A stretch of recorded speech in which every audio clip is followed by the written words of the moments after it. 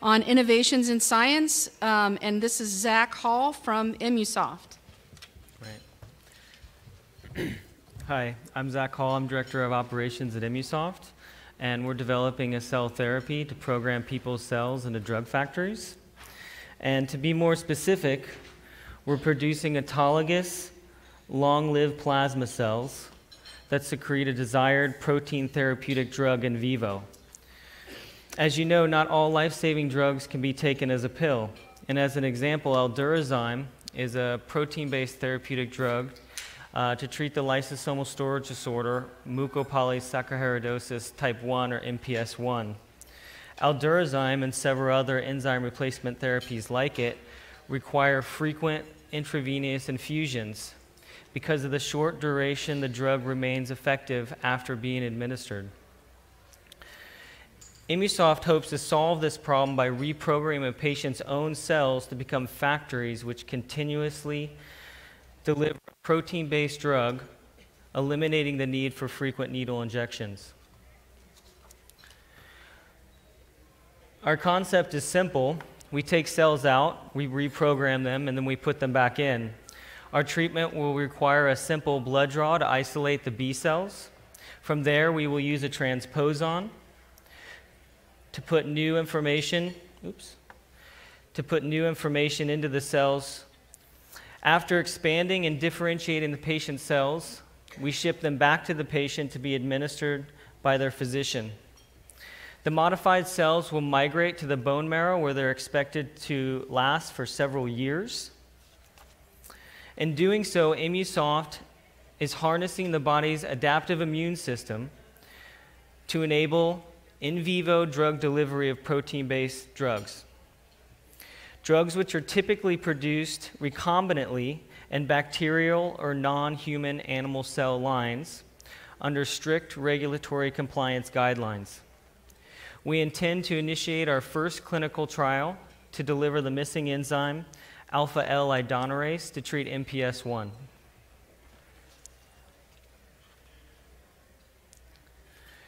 Now, the next few slides provide a brief explanation of our current stage of development. The jewel of our process is an ex vivo culture system developed by Nobel laureate immunologist David Baltimore and licensed from Caltech. Over the last 2 years in development, Immunosoft has extensively modified this culture system. Measured by flow cytometry, the first panel shows the starting population CD20 positive memory B cells. The middle panel shows the process of cell differentiation, and the last panel shows the resulting plasmablast and plasma cell populations. Cell surface receptors on terminally differentiated plasma cells enable engraftment of our modified cells into the bone marrow.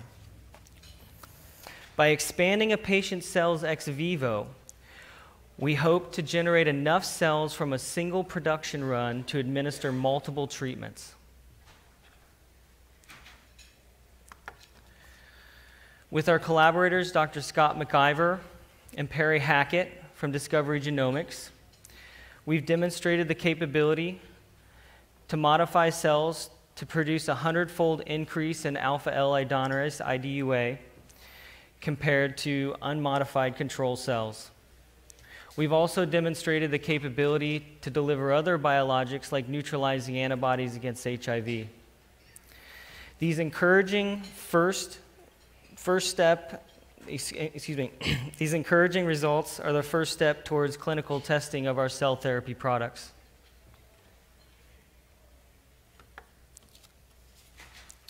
We have performed in vivo studies in immunodeficient mice and shown the abilities to detect our modified cells after a 100-day study.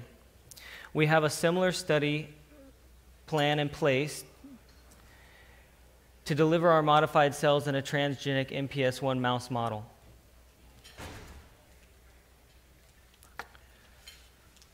For now, our immediate goal is to show safety and efficacy of our cell therapy in a clinical trial to treat MPS 1. Immunosoft's technology is a platform technology, and we believe our approach has broad application to treat several disorders requiring enzyme or protein replacement. Even ultra-rare diseases with very small patient populations, which also require some form of enzyme or protein replacement therapy, can be addressed with our cell therapy approach. For the foreseeable future, our focus is to treat rare diseases requiring some form of enzyme replacement or protein replacement therapy. Our MPS I clinical trial will include clinical collaborators, Drs. Paul Orchard, Scott McIver, and Perry Hackett from the University of Minnesota. We have been working closely with the Fred Hutchinson Cancer Center's cell therapy laboratory since 2012. We've just begun the process to submit an IND and address the regulatory aspect of a clinical trial. Our estimated start date to enroll patients into our MPS I clinical trial is 2016. We've assembled a gene therapy dream team to bring our cell therapy products into the clinic. Notably, Scott McIver and Perry Hackett have over 100 published papers each. Scott and Perry are experts on MPS I and transposon technology. Discovery Genomics and Immunosoft are actively working together to develop multiple cell therapy products to treat rare diseases. In terms of our clinical development, this is where we are today. Immunosoft has just completed a $2.37 million investment from a reputable venture capitalist firm based in the Bay Area. We are seeking additional investment to reach our clinical milestones and to develop cell therapy products for other rare diseases which require enzyme replacement. I want to thank Nicole Boyce and the Rare Project team for inviting Immunosoft to present at this year's Patient Advocacy Summit, and I'd be happy to answer any questions you might have about our team, technology, or clinical development path. Thank you.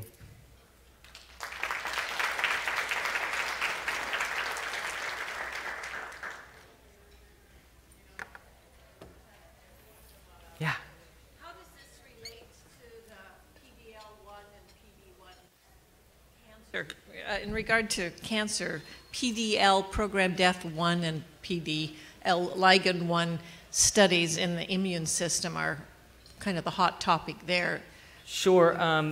I can't address that question exactly because I'm not familiar with the protein you're speaking of. Immunosoft is, at this point, not focused on any immune or oncology-related diseases, just because I think the T-cell, CAR T-cell treatments are going to be so successful at addressing malignancies that I don't know if we are going to have a space in there. T-cells are programmed to go out and kill things. Our B-cell platform is programmed to go out and secrete and produce drugs. Okay. Oh, go ahead, Linda. Okay, so sorry. Two things. One, I wasn't clear in your presentation here from the time you would start a patient on this, how long you think it would take for the body to actually get going and have a response to this, and whether that varies by what you predict will be various diseases. And second, aren't you a serious competitive threat to pharmaceutical companies? Let me address the first question. Our culture system takes between 1 and, say, 30 days. We're still kind of working out the reproducibility to get the specific genetically modified plasma cell that can engraft into the body. So from the time of the initial blood draw to isolate the B cells to the end of the culture system, say 10 to 20 days. Then after the cells are re-administered, we're anticipating multiple treatments, so kind of like a boosters. But once the cells are in the body, they're already programmed to produce the protein. So the body is expected to respond to that new protein fairly quickly. And your second comment, absolutely, yeah. We are talking with many large pharmaceutical companies We can, speaking very ambitiously right now, we still have a clinical trial to demonstrate safety and efficacy, but we could deliver all of Genzyme's pipeline, all of Schreier's pipeline, all of BioMarin's pipeline, and then the new drugs that are coming online and other people's pipelines as well. So our sweet spot is really protein-based drugs that require frequent intravenous infusions. Yeah. Matt, I think you've maybe just answered my question. Implications for neurological diseases and crossing the blood-brain barrier. Could you speak to that just a little bit? Yes, I can. Right now, we are not claiming the ability to ameliorate any CNS effects. However, our collaborator, Perry Hackett, is working on a modified IDUA enzyme which has been tagged with a fusion peptide that can cross the blood-brain barrier. There's also companies like Angiochem up in Toronto that's working on this type of technology. I think BioMarin might have a, fusion peptide modified enzyme replacement therapy in their pipeline. So for the foreseeable future, I think that getting these protein-based therapies to cross the CNS and do what they do best is realistic. Matthew, Mark from the Pemphigus Foundation right here. Yeah. You mentioned autoimmune disorders. Our patients have a autoimmune disease that affects skin cells. We use a B-cell inhibitor. Okay. Is this something, this application, does it have promise for our particular autoimmune disease? Or? Well, I'd have to know more specifically about your disease. But our CSO is really interested in treating autoimmune diseases. What we need is a target which can be produced, and part of our regulatory strategy is to deliver drugs that are already FDA approved, because the regulatory hurdle and the unknowns about whether or not the experimental molecule is going to work is just an unknown that we'd like to cut out in the beginning, because it's already there's a lot of eye rolling on whether or not this is going to work, so we want to kind of lower the bar. So we don't have approval for this B-cell inhibitor. It's a crossover medication. So yeah, once we validate, phase 1, phase 2 clinical trial that the platform is safe and it works, then it's kind of open field to bring in some of these new molecules or, known missing enzyme in other rare diseases that, need to be produced continuously in the body. Good afternoon, Zach. Thanks for being here. Quick question for you related to the immunotherapy. Is it a substitute to immunoglobulin infusions due to a lack of a properly functioning immune system driven by a malfunctioning recombination activation gene? Great question. And if I understand you correctly, are you asking whether or not our system can deliver immunoglobulins? Yes. In lieu of doing IgG infusions, is it a better treatment option than potentially doing a bone marrow transplant? Yeah, and yes, it's another protein that needs to be injected frequently, so that's within our delivery criteria at this point. So Bayer and CSL Behring's hemophilia drugs and immunoglobulin protein replacement drugs, those are all within scope for us to deliver. Hi, I was just wondering what kind of research is happening regarding mitochondrial insufficiencies, because it's such a big umbrella for so many rare diseases. Yeah, I've talked to the United Mitochondria Disorder Foundation, and that's kind of like the next level of our delivery system, is to actually target these proteins into the mitochondria where they can do what they're intended to do. Right now, we are just delivering proteins and enzymes in the bloodstream and allowing the cells to naturally take up those molecules the way that they naturally would.